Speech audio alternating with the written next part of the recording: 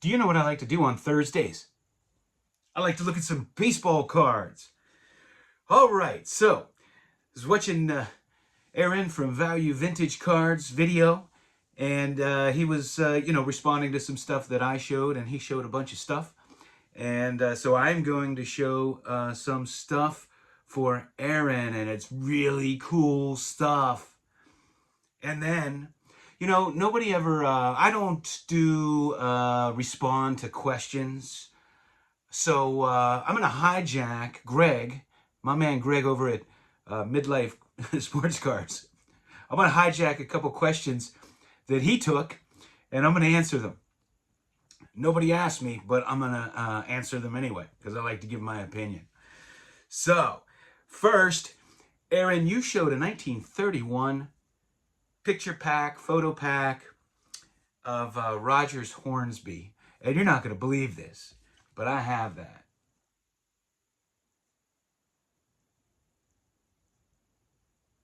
These are not common. You do not see these often. I also have the Hack Wilson.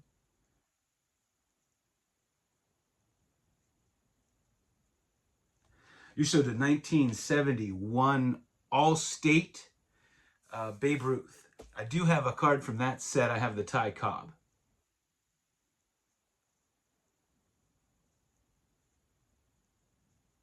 Now, one thing I've always wondered, maybe you know, this is the Charger Highlight series. Why Charger if it's for insurance? Charger the car? I don't understand why they call it that. Does anybody know? Aaron, I was very happy that I was able to inspire you to get this next card. And I'm glad I got to introduce it to you because it's a great card. And so it's the 1978 Wholesome Brad, Walter Payton. As you can see, he's in number 21 there, which means that this was taken during his rookie training camp. His rookie training camp, he wore number 21. So the photo was taken long before here, but never used in another card that I'm aware of. And I just thought I'd show you the rest of the set. Here's Franco Harris. Here's a progressive proof of Tom Jackson from Topps. Tom Jackson. Jim Zorn. Same photo as his rookie card the year prior in '77. Sammy White, he was a good receiver, along with Ahmad Rashad, good tandem. Bob Greasy. O.J. Simpson. Dave Casper, and of course they changed the rule that you can't advance your own fumble because of him. Greg Pruitt. I loved Greg Pruitt. One of my favorite running backs. Lydell Mitchell out of Penn State. And if people don't know, my man Franco here was kind of his backup at Penn State. Mike Haynes. Now, Mike Haynes was a great corner, and when he played for the Raiders with Lester Hayes, what a tandem, one of the greatest of all time. I could still see Lester Hayes bent over on the receiver with the stickum dripping off of his fingers. Lester just went overboard with that. I have pictures at home. He's in his crotch position, and he's got, looks like webbed fingers. Bill Berge, good linebacker. Billy White Shoes Johnson, great return man. He's the first guy I ever remember seeing celebrating a touchdown. He's the first one that I remember ever seeing with like a touchdown dance, and he would put his you can't see. I guess I can't make it. So maybe I can. Here we go. I got to do it. So he would do his legs like this in the end zone.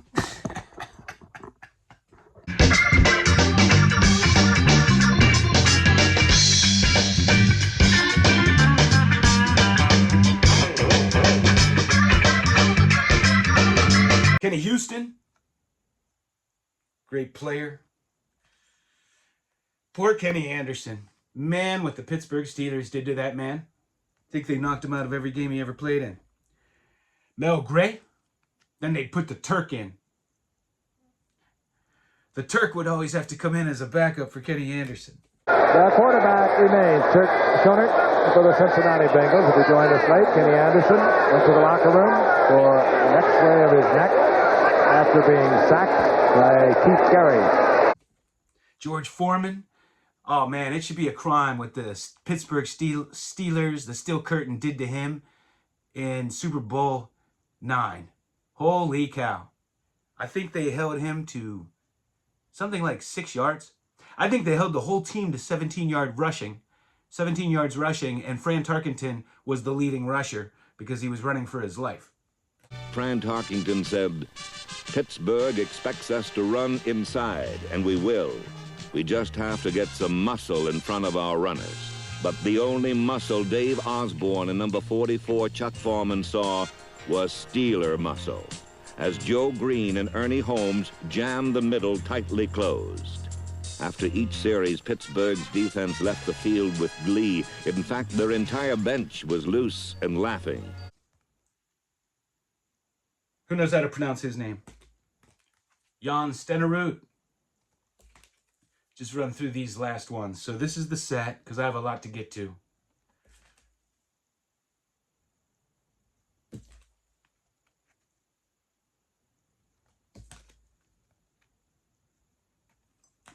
All right. Organize those a little bit.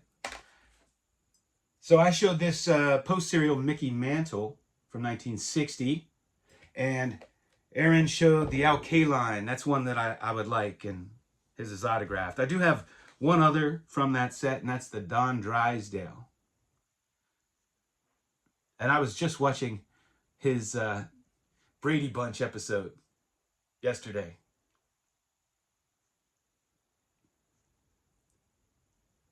My man Rick the Flipper was talking about it, so I checked it out. Rick the Flipper! Rick the Flipper! Rick the Flipper! I remember watching it years and years ago. Now, the Brady Bunch pretty much predated me, but it was, they reran it for years, and it was on like after school. So I probably saw every episode, but they were always, I watched them after school. Now, Aaron showed this McDonald's rookie disc of Dave Winfield.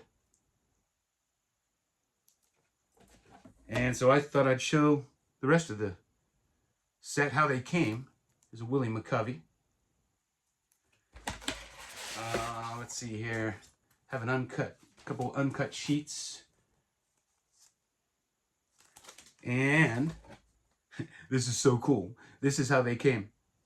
The Padres gave away great stuff, man. It must have been great to be a Padres fan. But they came in this baseball. That's a complete set in there.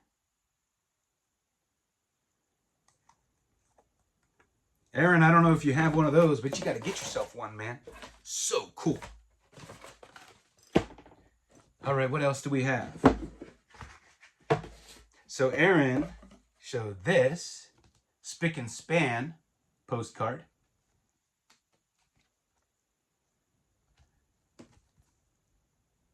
Now, Spick and Span was a dry cleaners.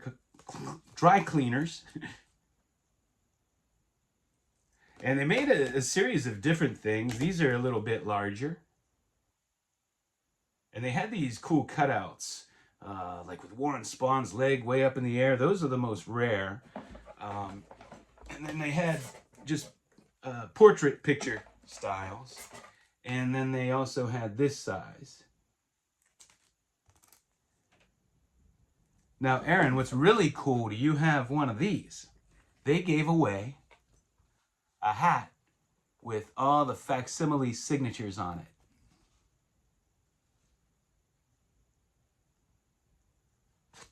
Pretty cool. So I wanted to show those items in response to what you showed. This is a lot of fun to go back and forth. And where's my... Here it is. This is extra special. Aaron showed... Got this in a special package here. So, let me find the one he showed.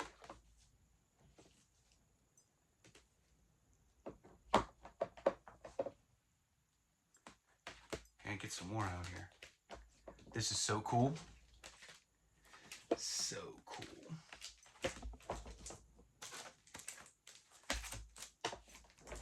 I'm excited to have a reason to show these. So, he showed the Walter Johnson blanket, and he was asking the question, why are they called blankets? And the reason these are called blankets is because mothers used to sew them together and make blankets out of them. Now, I had always heard that, but I found proof. I discovered this old cabinet photo of a little girl, and in the background, there is a blanket. I don't know if it's going to show up, and it looks like the Ty Cobb on top. But she has a blanket in the background made out of these. And it is common to find these still with stitch marks. You will indeed do that. I have one that I got with stitch marks just for the novelty of it. I think it's this one, this chick gandle.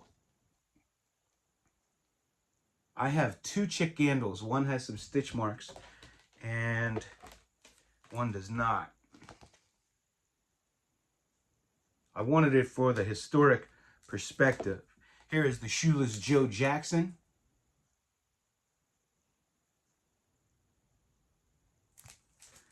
Ty Cobb.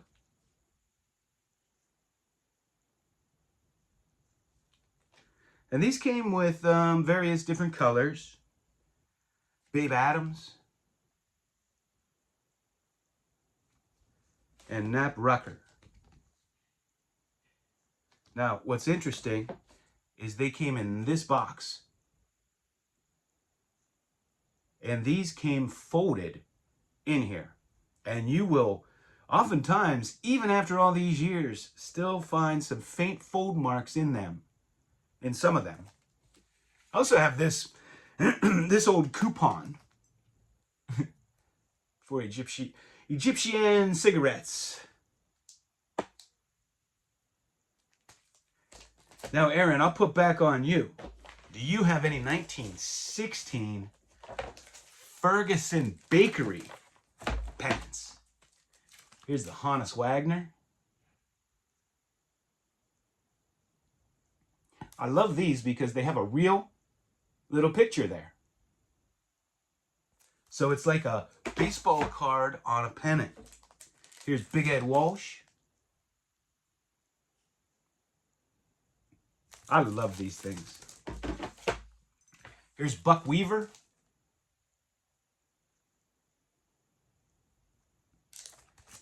And here's a Wally Pip.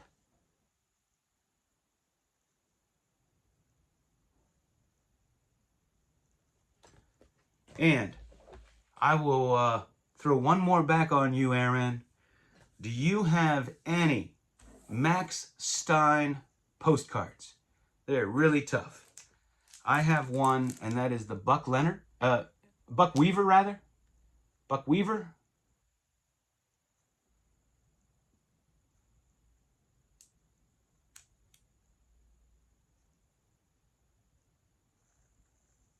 I did call him Buck Weaver on the pennant, didn't I? Sometimes I mess up these names. And then people, they point them out. I had mistakenly said a different player's name on a video one time.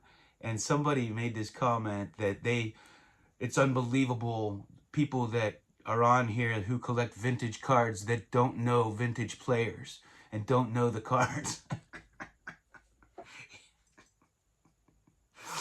I triggered him because I misspoke.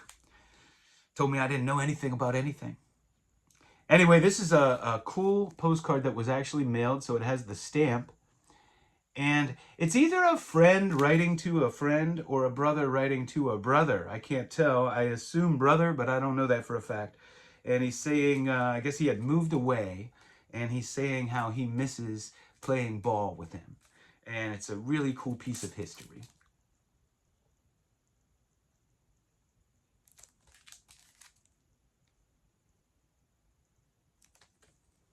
So that's what I have. Now, I'm going to answer some midlife sports card questions that were asked of him. Just because I wanted to answer them. You know, when I watch those things, I'm like, I'm answering them as I'm following along.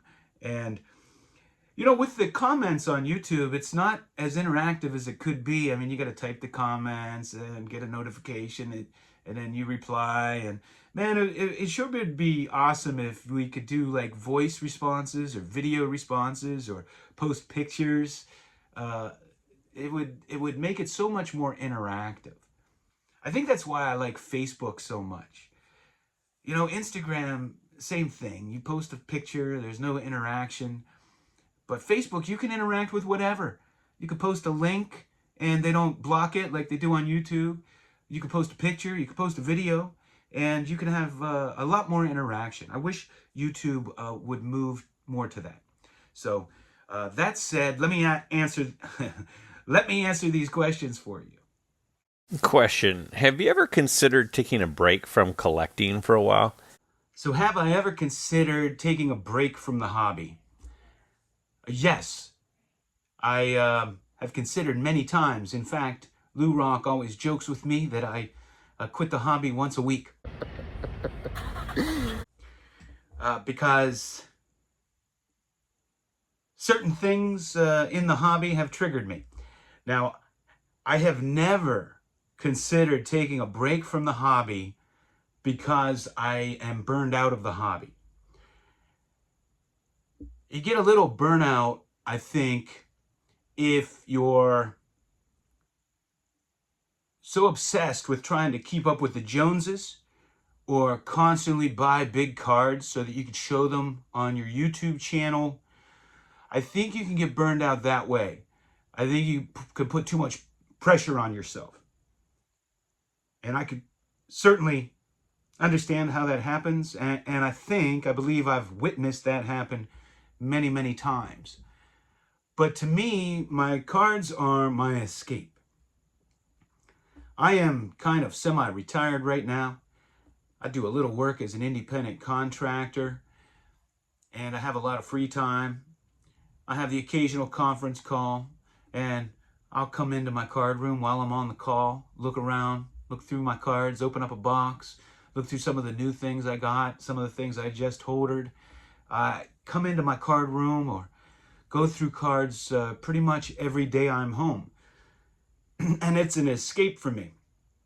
And it never stresses me out. And even though I have, you know, more than 100,000 cards, it still doesn't stress me out, the storage or anything. I'm always organizing, going through them, looking at them. Now, what has made me question whether I want to stay in the hobby is, you know, quite honestly, during the COVID boom. When the Jeff Wilsons of the world came onto the scene and they started treating cards like a stock market, and newbies who just opened their first pack became the new experts in our hobby.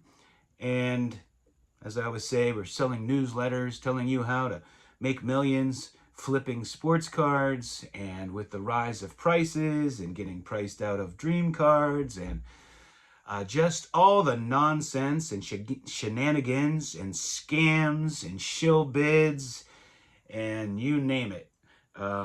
You know, when PWCC was caught working with PSA to grade trimmed cards, and then they went on a tour trying to justify it, calling it restoration and trying to legitimize what they were doing after they got caught. And then Kurt's Card Care Kit and cracking and resubmitting, and the ridiculous price dispersion between 9s and 10s. I mean, there are things that I see nearly every day that make me want to leave the hobby and think it's lost its mind, and don't like a lot of the actors that are in it. You know, now they're making baseball cards of these actors, which triggers me. I used to be a big fan of the big league set. I don't even want it now. I mean, the chances of getting a numbered hit are so low to begin with. And if I was to pull a hit of Jab's family or Jeff Wilson, and that was my wasted hit, I would be so pissed. And then there are cards of people I never heard of. But they are the ones that are elevated in the hobby. They're the new voice. They're the new hobby. And so I have often felt like the hobby's just passed me by. Question: what do you prefer? Online card shopping, in-person card shows, or just going to the card shop to buy your cards? What is your take on this? For me, I like card shows. This is an interesting question because in the modern world, it is just so easy to just play on your phone. You don't have to leave the couch, and you can amass an amazing collection. You can even find rare cards. You go onto eBay or wherever you buy your cards online. It's an amazingly easy thing to do these days. You have high-res scans, and for the most part, you know exactly what you're getting. I don't have a whole lot of card stores in my area. In this town, I have two that I know about, and I've been to them on occasion. The thing is when I walk into a card store nowadays, most of the stuff is modern and just not stuff that particularly interests me. It's really hard to find vintage cards I don't already have. Normally there aren't a lot of vintage, and what they do have, I already have. So, when you're like me and you're trying to get one card from every vintage set, and you're trying to find the more rare, more obscure cards, then it's hard to do at a card shop. Now, when I lived outside of Pittsburgh, we had a card shop, and I really liked the owner. He was very interactive, and I had friends that collected a few. I had a godchild I would take with me, and we would go and we would talk, and we would interact, and we would interact with other people, and that's where I learned a lot about different card sets and so forth. In fact, that's the first time I recall seeing the star cards, the basketball star cards. I think Michael Jordan back then was selling for $30, and I thought that was ridiculous for a brand new card. But that was a lot of fun because it was the interaction. And so for me, I buy most of my cards online, and the second most I buy at card shows. And it's probably for the same reason. Card shows are way more interactive. I get to interact with people and talk to people and meet up with fellow YouTubers and hobby friends, and certainly have access to a lot more scarce and rare vintage cards and some of the bigger vintage cards that I would want to buy. So for me, the most enjoyment is going to card shows. But the easiest way and a way to buy many, many more cards is online, obviously. But that's an interesting question. I'd be curious what you guys have to say. Do you buy most cards online or at card shows or at your LCS? Some of you have probably like fantastic LCSs. I have two in this town, and I have two in the other town. And the one I have in the other town, man, he just has stuff everywhere, and it's 99% vintage stuff. So it's fun to walk through. But again, I'm just at the point in my collecting where I just don't see a whole lot of stuff that I need. And when I go to a show, like I look I was joking with Sammy Thunder when we did our East Coast National video, because I go up to a table with a display, and I'd be like, I have all those, I have all those, I have all those, because you'll see 82 1966 Mickey Mantles, 78 1964 Sandy Koufaxes, and when you've been collecting as long as I have, and I have near sets from the 50s on, or complete sets. So I have all those stuff, so I tend to look beyond them. But anyway, that's my answer. Hey, as always, thanks for hanging out with me. While the Vikings' defense was discouraged, the Viking offense was puzzled. For they never did solve the riddle of Pittsburgh's two tackles with their looping, stunting stack-over sets that terrorized center Mick Tingelhoff and completely eliminated the Viking running game. Forced to pass, Tarkington was like a darting deer among a pack of howling wolves. When he could get a pass over the on-rushing lineman, the results, more often than not, were disastrous.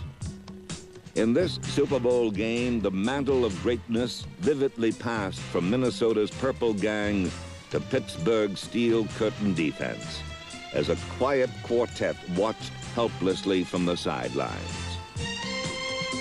Pittsburgh's dominance occurred even though they lost two starting linebackers, Andy Russell and Jack Lambert, for much of the game.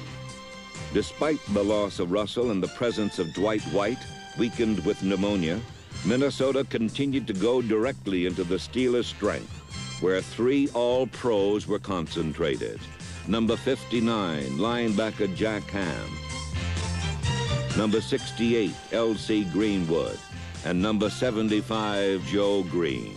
Still, the Vikings went exclusively to their right, where in a matchup of All-Pros, Greenwood devastated tackle Ranieri, hounded Tarkington into retreat, and like a volleyball player in pads, spiked three of his passes to the ground. Another key was the inability to hit John Gilliam, one of the most dangerous deep threats in the league. Often Gilliam got free, but Tarkington only saw Steelers.